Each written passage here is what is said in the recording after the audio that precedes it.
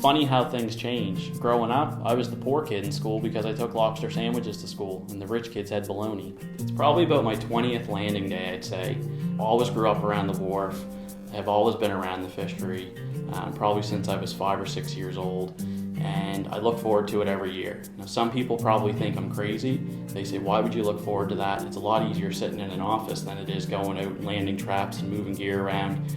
And I would argue it's probably my favorite day of the year because it's a day outside, it's a day with the family, and it's always an exciting day for them to get their pots on, another successful season, and everybody's home safe for the year.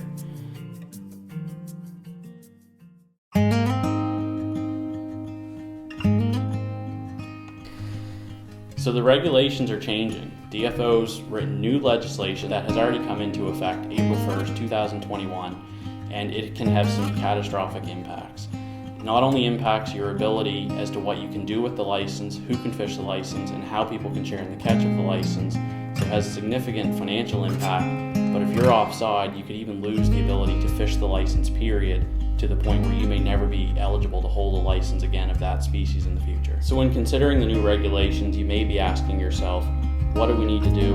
Why is this really important? And the reality is, first and foremost, we have to be concerned about DFO compliance. Everybody wants to be on side with DFO. Nobody wants to risk losing the license. The other ramifications could be the loss of income splitting. If you've been income splitting historically with a spouse, you may need to look at restructuring in order to continue to access income splitting. And the primary objective is always going to be to achieve DFO compliance, make sure the corporate structure continues to be flexible from a tax planning or succession planning perspective, and it needs to be a budget-friendly solution. So what's different about these regulations is that DFO can effectively stop you from fishing if you're not compliant at the time of renewing your license. We are really encouraging people to reach out to their advisors, talk about their corporate structures, and make sure that they're compliant with the new regulations. Or reach out to one of us at Bella Bovina. We'd be happy to make sure your corporate structure is compliant with the new regulations.